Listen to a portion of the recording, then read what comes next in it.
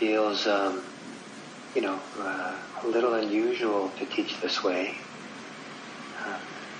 Seeing you in your tiles doesn't give me the same cues that we're all ready for a Dharma talk and that I could start. And I don't know if I should wait a few minutes for latecomers to come or how we should be. But if you can hear me, if you could indicate that with maybe a thumbs up or something. And I kind of assumed you heard me, but the thumbs up at the beginning is also just, it kind of reassures something in me. Just like, oh yeah, we're connected. That, we're in it together. And so thank you for doing that. I'm delighted in being here, being part of this, and delighted that the image of many of you practicing in New Zealand, Australia, and different places have come together this way. It's really a delight, and I feel fortunate. For the talk today, I'd like to have 3 parts. The first has to do to discuss kind of an underlying principle or attitude for this kind of practice. The second is to say a few more introductory words about this theme of the retreat, the cultivation and the insights. And the third is to talk specifically about the first cultivation of stability. So to begin with this attitude and principle, I want to say that when we offer, and I use the word carefully, offer our attention, our mindfulness to our lives, it resonates with something in the heart. Something in the heart or something in the inner life responds to that. Something in reality responds to that. That a moment of mindfulness is not just a moment to itself, but it itself is a condition that something responds. And what is it that responds? What is it that comes? And I can partly talk about it in terms of refuge, but I'll first talk about it with the analogy of being a host for someone who comes to stay at your home. So imagine that someone like, the Dalai Lama said, I heard about this practitioner in town, and I'm in town, and I thought I'd love to go and have tea or something. And you can't believe that Dalai Lama wants to have tea with you. And so, you're the host for this event. And, someone else that you respect a lot. And the person would come, and you might have cleaned up the place a little bit beforehand, just so it feels nice for the person to be there. Perhaps you have a favorite chair, really comfortable chair in your living room, but you offer it to your guest. Of course your guest can have that. You have your favorite tea that you don't have much left of, and it was like something precious for you. Maybe someone important gave it to you, and you really want to savor it. You're kind of going through it very slowly. But there's like one teapot left, and it's, your guest. So of course you offer the guest your best tea that you have. And so there's an offering of respect that a host will give, an offering of care, of generosity that a host gives.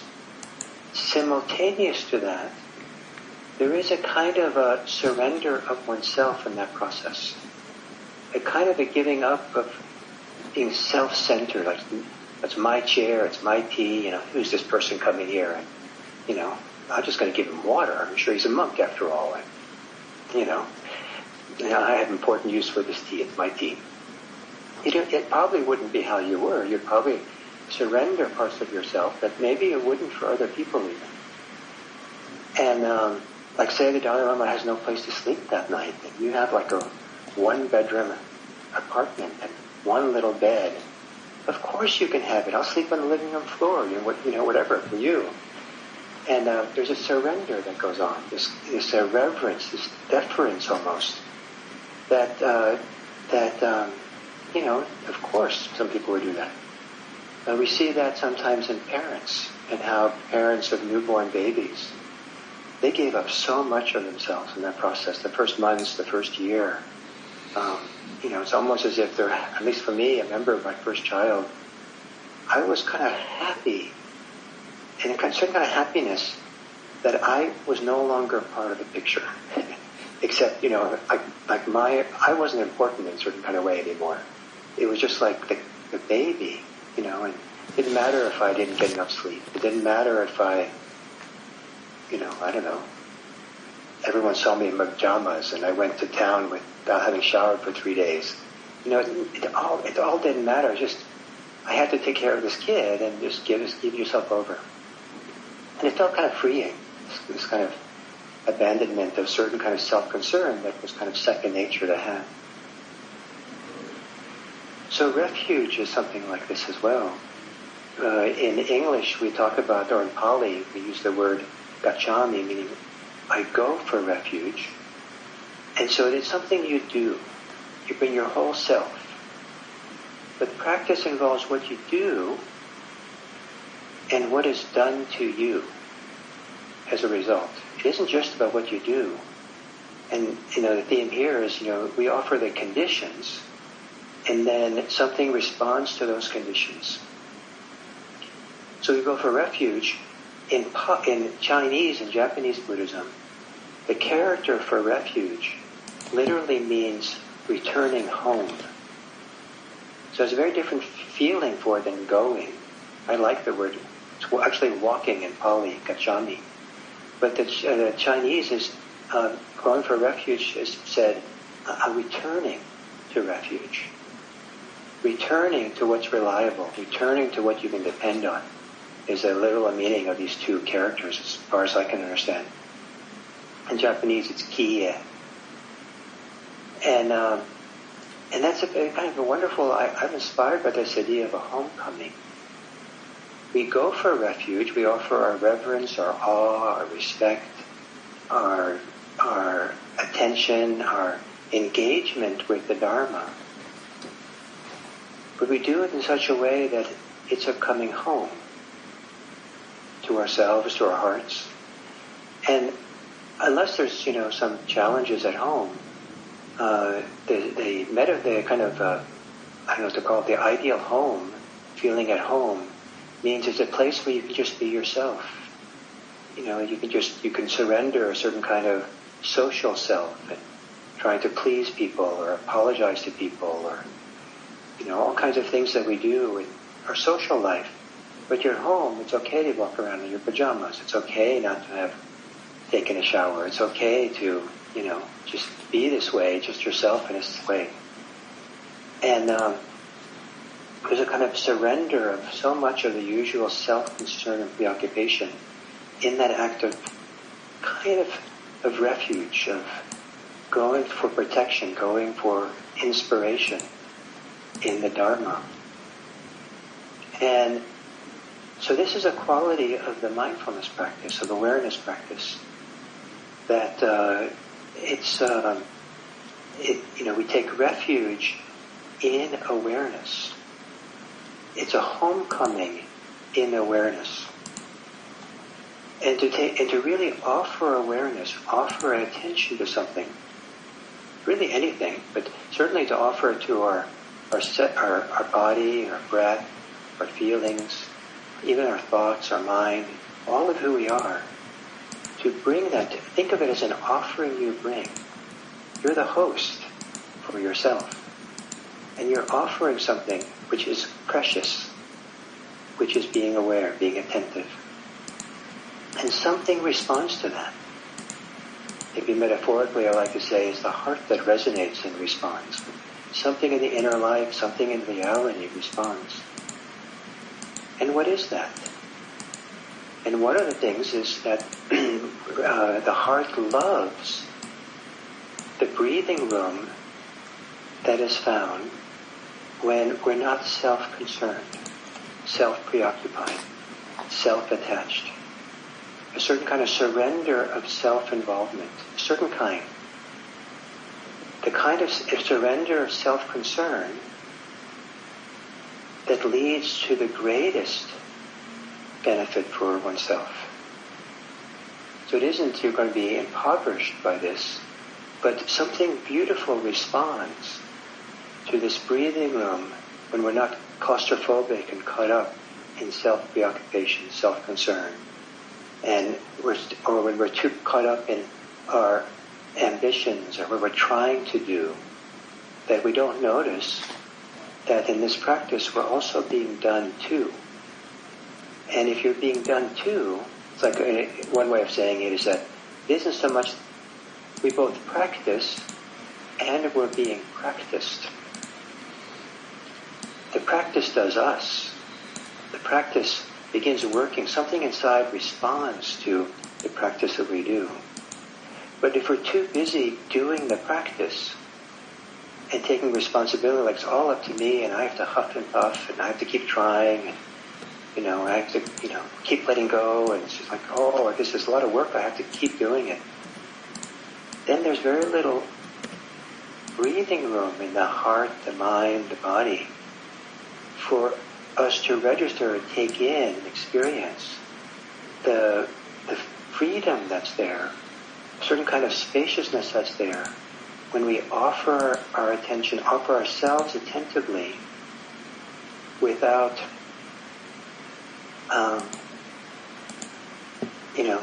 while we do it, surrendering parts of ourselves.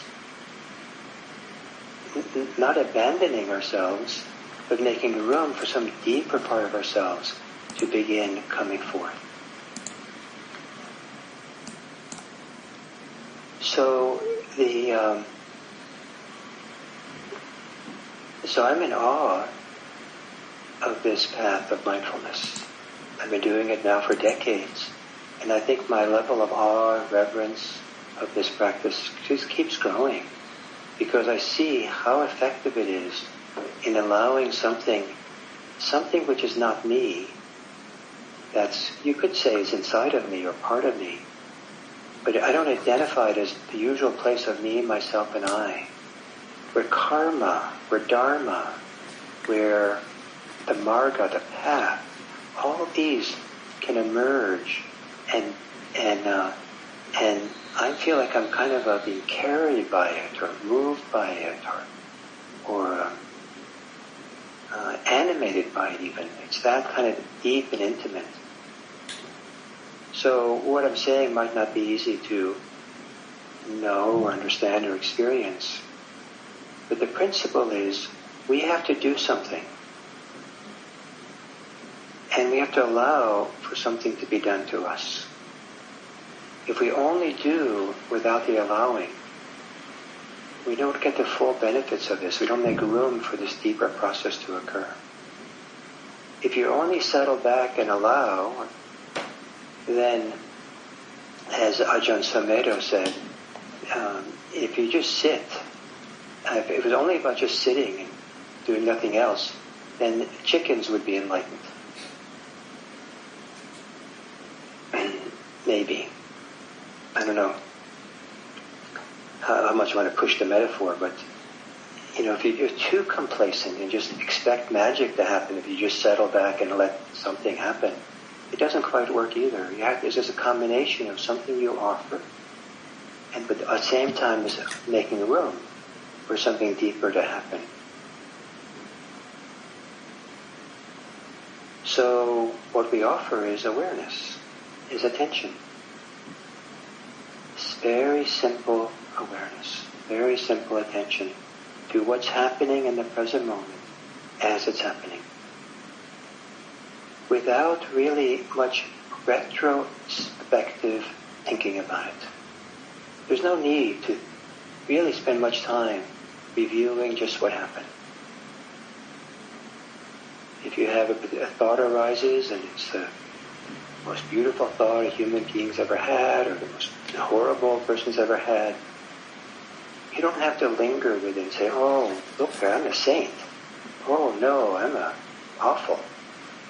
And I should figure out what I was doing or something and without reviewing at all. There's no need to review. Because when you review, you lose the opportunity to offer this amazing thing, to offer attention to the next moment that comes, the next moment that's here. And so we keep offering attention and make room for our guest, which is ourselves, maybe the Dharma. So then the theme builds on this idea that by saying that what we're doing is not, what we're doing in a sense is laying down conditions that the Dharma, our inner life, responds to. We're not responsible for the actions that cause the practice to go deeper or fuller. We're responsible for the conditions that support the unfolding of the path of the practice. And so the practice involves cultivating good conditions so that at some point the conditions come together in just the right way, that insights begin appearing. If you're in a hurry for the insights, impatient for the insights, that actually is one of those conditions that makes it more difficult to have insight. If you're trying to use your mind to logically analyze, figure out, search for, look for where those insights are hidden, that's not a good condition for allowing the insights room to appear. So it's best to kind of wait for the insights until they come. But that's a little bit hard to appreciate the way it sometimes these three insights are taught, where people assume that they're supposed to believe them or act as if this is true and align themselves with them in some way. And I think sometimes some people, it's like putting salt in a wound to emphasize too much these three insights. They call it three characteristics. The first one is often said to be the insight into impermanence. And I've had people, I remember once some years ago, I was consulting with a group of people who, there was awful things happening in their company, their community. And some of the leaders told, "Oh, Gil, when you come, can you just tell them about that everything's impermanent?" It was supposed to kind of like, if I convinced them that everything was impermanent, they just kind of like, "Okay, well, it's impermanent here too, and so just things are changing, and I just have to, manage with the impermanence." And I thought it was awful that they were using this Buddhist teaching on impermanence as something to, try to pacify people who were deeply hurt by the changes that were happening. So, and I know that there are people who grow up in war zones. They move a lot, maybe from country to country. They don't have a stable home. They don't have any sense of permanence. Everything's always changing and moving. And then they hear the Buddhist teachings that say, "Oh, everything's impermanent," and they just lose hope. If that, it's more of the same, that's what I can expect. I don't know if that's always the message people need to hear. There are people also, who've had horrendous lives, difficult lives, just suffering after suffering after suffering. Health problems, family problems, societal problems, just like everything's kind of collapsing around them. It's unfortunate what happens to some people's lives. And then they're told, everything is suffering. That's depressing. Like, wow, I know I was suffering. Now everything is suffering. There's more of this, and that's all I can expect. It's kind of like Buddhism is like a big party pooper. And then there's people whom this whole idea of identity has been very confused, very difficult. So some people their identity has been squashed and knocked down by events, by people, by society. And they kind of like got the message that they don't count or something, that they're worthless. And then the Buddhists come along and say, there's no self. Don't worry, there's no self. Then there's even less. Like, oh yes, now I understand. It's true what I was told about how worthless I am, because there's nobody here. And somehow it's just confusing, the whole thing. So I think that there's some danger in these teachings if they're given as something you're supposed to believe or apply or just accept. They're not beliefs. They're insights, which means there's something that happens in the seeing. They're an experience we have that happens in a particular context. And the deeper experiences of this insights generally happens to people in the context of meditation retreats. It isn't necessarily something we're supposed to carry with us as an application to all areas of our life.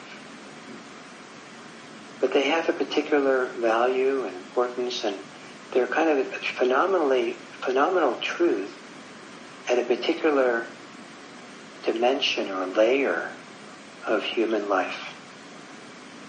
And if you go deep in practice, you come to that layer. But if you prepared yourself for that encounter, then it's a lot easier. Not only is it a lot easier, but if you prepared yourself for it, then those insights can do their work on you. They can, we're being done too. We're being practiced here in this practice as well. And at some point, these three insights practice us in beneficial ways. And the most beneficial way is that they are freeing. They help free ways that we're attached and caught. The heart is stuck. The heart is closed. The places of greatest fear, greatest desires, attachments. So we prepare ourselves with what we cultivate. And that creates a whole different context for the insights. When we feel very stable, secure, coming home to some kind of place of steadiness within, we feel like grounded and steady and present, upright. Then seeing the radical, impermanent nature of experience is felt very differently if we don't have that stability. Maybe it's a paradox. You have to have some degree of permanence, of steadiness, to really encounter impermanence. We cultivate well-being in whatever way we can, degree of happiness and joy, delight, gladness, contentment, so that when we do encounter suffering in this world of ours, both in the external world but also in this inside level, we're prepared for it. It's a whole different way to experience suffering when we have a lot of happiness to hold it. Some of the most dramatic ways in which I experienced the insight into suffering through retreat practice happened paradoxically, seemingly, at a time when I had tremendous joy. I was blown away by the degree to which I had this encounter, this insight into suffering. It was like kind of mind-blowing to see the pervasiveness of it. But I wasn't disturbed by it. I wasn't distressed or depressed by it, because it was that insight was being held in all this strong sense of well-being that was palpable, that was strong, it was holding it. It was there to a ballast that allowed me to see it without being crushed by it. And then developing some kind of real confidence in the practice and your ability to show up and be present for things, to have confidence in your own capacities for meeting difficulties in life, to develop a lot of confidence and some kind of strength and a sense of certain kind of efficacy, so that when we have insight into what is not self, it's not like we have nowhere to land or nowhere to support or nothing that kind of holds us in that experience. There's something there that allows the experience to pass through us without us crumbling in the experience. So we cultivate stability, well-being, and confidence.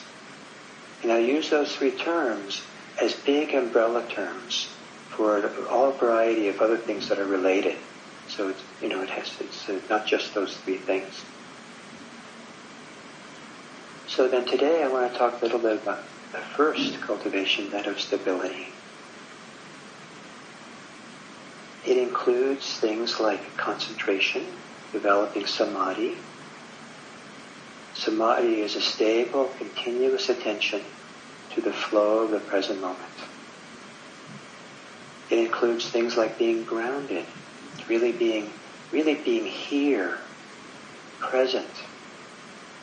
It involves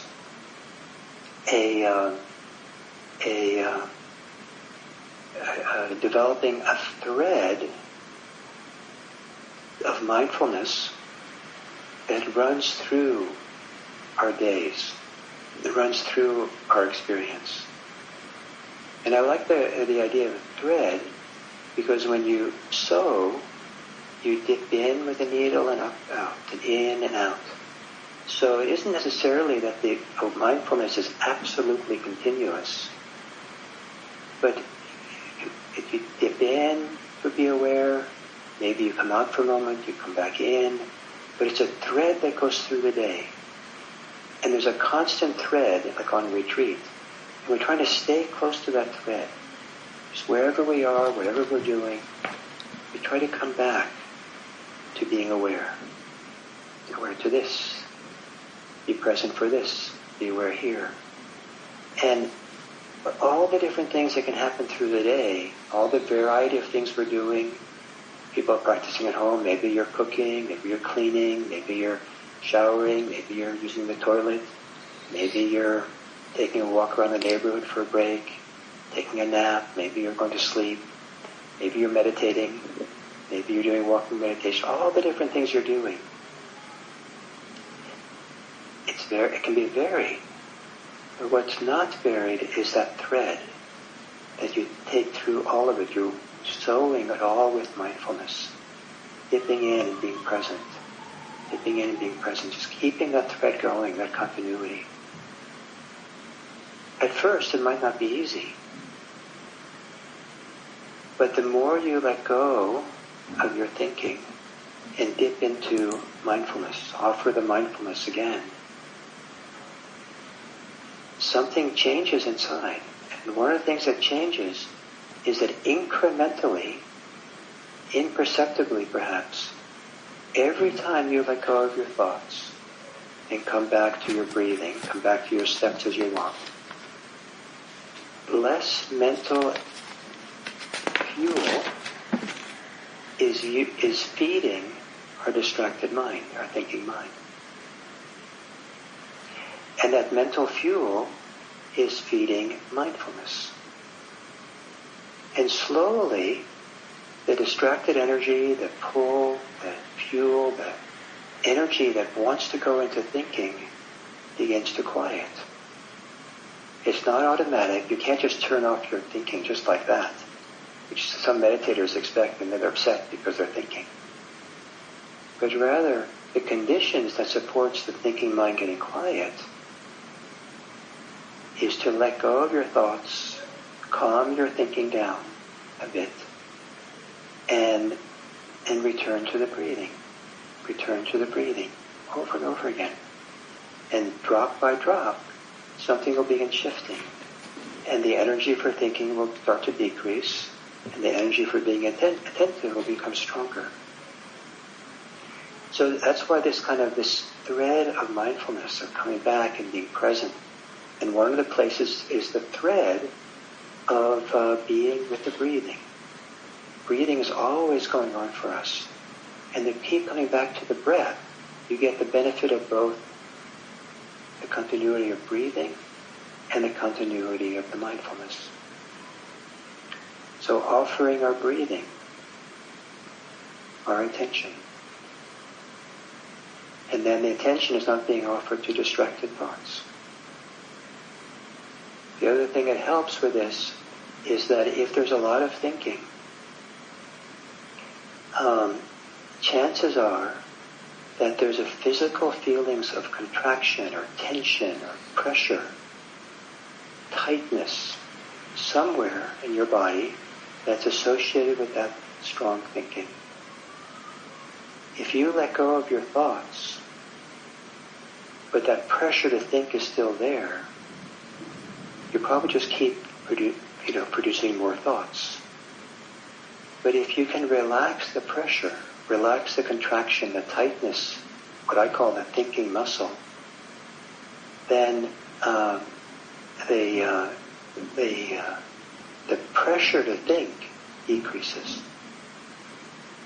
So both to let go of your thoughts, come back to your breathing. But if the thoughts are strong, see if there's some part of the thinking mind that you can relax, that you can calm down. And maybe the thoughts don't stop that way, but qualitatively the energy of thinking begins to shift and change in such a way that just coming back to your breathing over and over again begins to have this desired effect of calming the mind down more and more, and you find yourself more and more present for the breathing. And that starts building the concentration, the samadhi, the continuity of attention in the present moment. But sometimes we don't feel the benefits of samadhi and concentration. So what does stability look like then? And one of the ways of being stable is coming home, like this refuge thing. Just coming back to your direct, immediate aliveness, direct immediacy of just being here in a body, present in this body. Can you, even if your body feels restless or tense, is there some way that you could ground yourself in the body, stabilize yourself in the body? In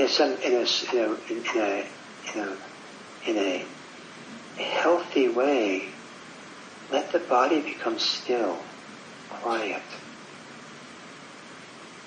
And trust your body, settle into the body. No matter what happens, for example, if you're sitting, meditating upright, it's a powerful thing to sit in meditation and not move. In ordinary life, many of us will move mindlessly without thinking. Like I'm sitting here now and I have an itch on my forehead. Like if I'm just out and about in the world, I probably would have gone like this, I wouldn't even hardly notice I did it. But when I'm meditating, I'm not supposed to do that. I'm supposed to just sit there. As far as I know, no one's ever died from an itch in meditation. And so, by not responding, not giving yourself to scratching the itch, keeping the body still, you're cultivating stability. You're cultivating a still, quiet body that has the capacity not to be impulsive, not to give in to urges. So it's one thing for an itch. It's another thing if you feel overwhelming sadness. The idea in meditation is that you don't move. And what that means is that you wouldn't collapse in the sadness. You wouldn't wouldn't suddenly slump over and put your hand on your forehead in the way that implies, oh, poor me. Oh, this is overwhelming. This is too much. It might be overwhelming. It might be too much. But we're committed to sitting still and upright. We can still be too much and overwhelming, but we don't succumb to it. We don't collapse into it. We just allow the feelings and the emotions to be there, the tears to run down the face. And we also don't pull back. We also don't get up and run away. We just stay there, still, upright, for whatever comes through during the sitting, as long as we're not going to hurt ourselves, like with physical pain or something. If you feel like you're going to hurt yourself, harm yourself physically or emotionally, of course you should change and do something. But the idea is we're developing the capacity to be stable, a certain kind of strength, uprightness, that can be with whatever the experience is.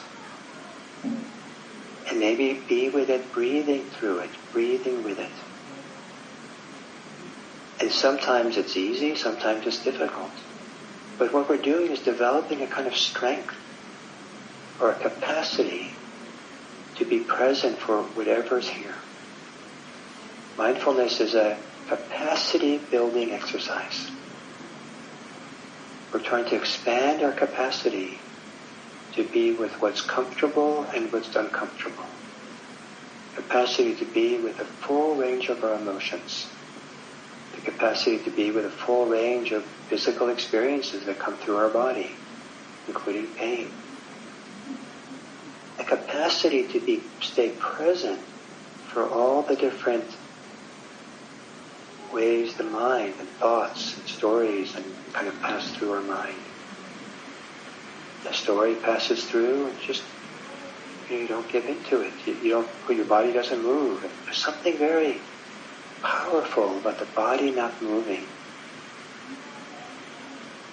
It's not supposed to be a straitjacket, and you're always welcome to actually move during the sitting. And you're very welcome to do it. And if you feel like you need to, please do. So this is not supposed to be this, instructions to put yourself in meditative straitjacket.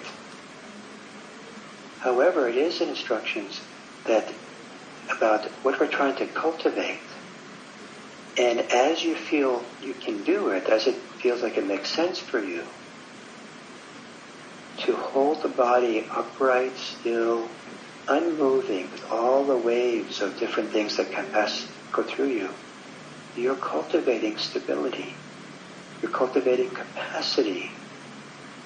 You're learning it's okay to show up for all kinds of experiences. The joyful ones and the painful ones.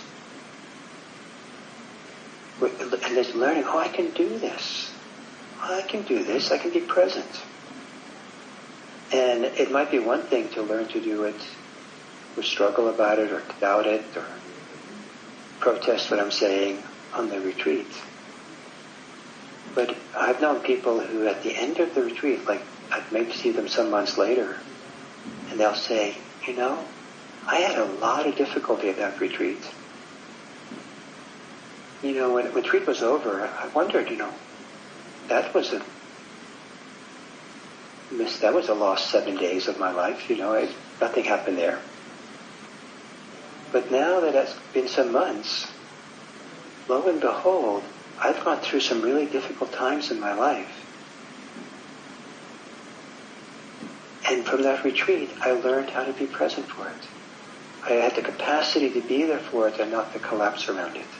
Thank you for that retreat. I didn't know at the time, because I didn't get any of the wonderful fruits that the advertisements talks about. But I learned this beautiful capacity, and my mother was dying in a difficult state, and my family everyone was hysterical. It was so hard. But from that retreat, I learned how to be present and hold it all. I had no idea that's what I was learning in retreat when I sat with those painful knees and didn't move. So we're slowly developing stability, developing steadiness, being steady with our attention. There's a few things you can do that might be practical things to help this on retreat. One is, as you go through your day outside of sitting and walking meditation, practice doing only one thing at a time. Don't multitask. And when you do one thing, do that one thing and see it through to the end, within reason. So, for example, if you decide to go to the kitchen to start cooking breakfast, or say lunch maybe, start cooking lunch, and then you notice that the mail carrier just dropped off mail for you while you're walking to the kitchen. Don't go check the mail.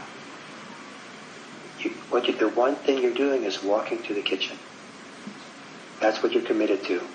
Go to the kitchen, and once you've gotten there, then you might decide to go check the mail. But, see one thing through to its end. That's simple. Now, the day might be less efficient that way, in terms of getting things done, but it might be much more efficient in terms of developing mindfulness. Just do one thing and really be there for it. The other thing you might try doing is whatever you're doing on the retreat, do it at the speed of mindfulness. And what the speed of mindfulness means, do it at whatever speed it takes, that your mind doesn't go into automatic pilot wandering off into thought. But so you have some semblance of being present for your experience as you're doing it. It doesn't have to be dramatic presence or dramatic awareness, but at least you're not wandering off in thought and not knowing that's what you're doing. So for some people that means to walk slower than usual, do things slower, whatever pace that keeps you connected, so you notice when your mind has a tendency to wander off, and so you don't do it so easily. Some people, maybe it's fine to do things fast. Sometimes when I do things slowly, that's when my mind wanders off. And if I do things more fast and wholeheartedly, that's where I stay really present. So I'm not telling you what speed you should do things at, but do it at the speed of mindfulness that supports you being staying present as you do it.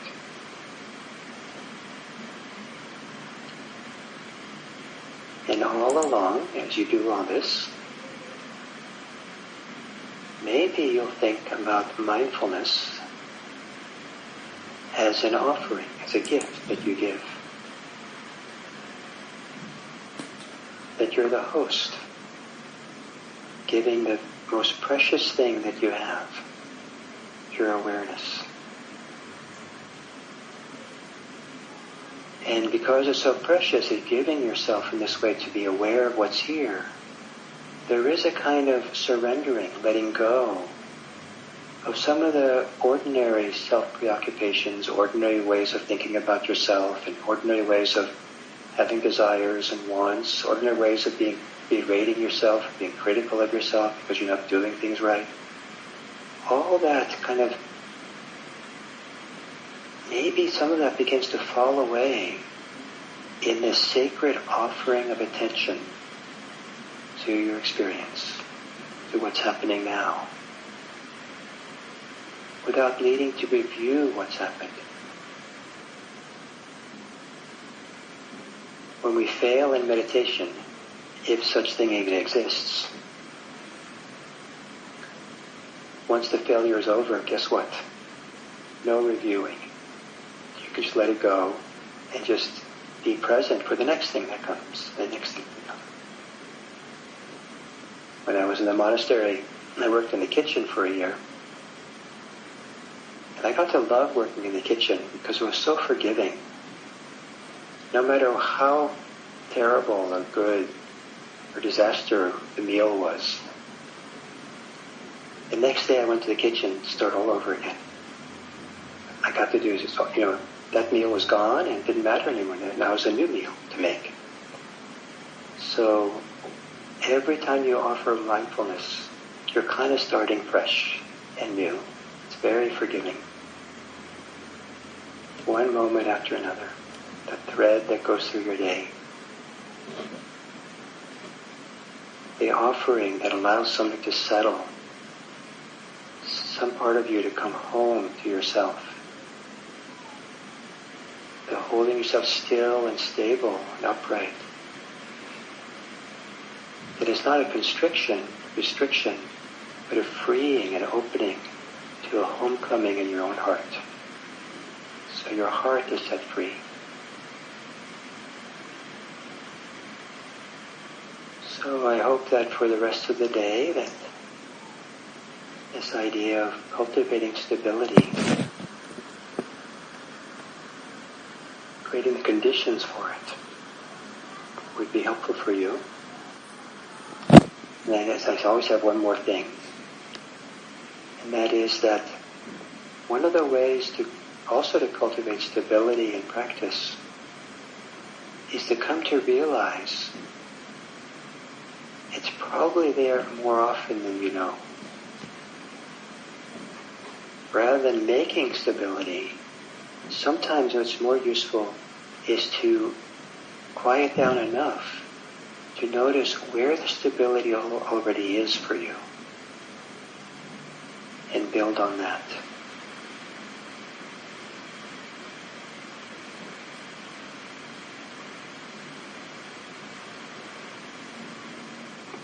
So thank you, and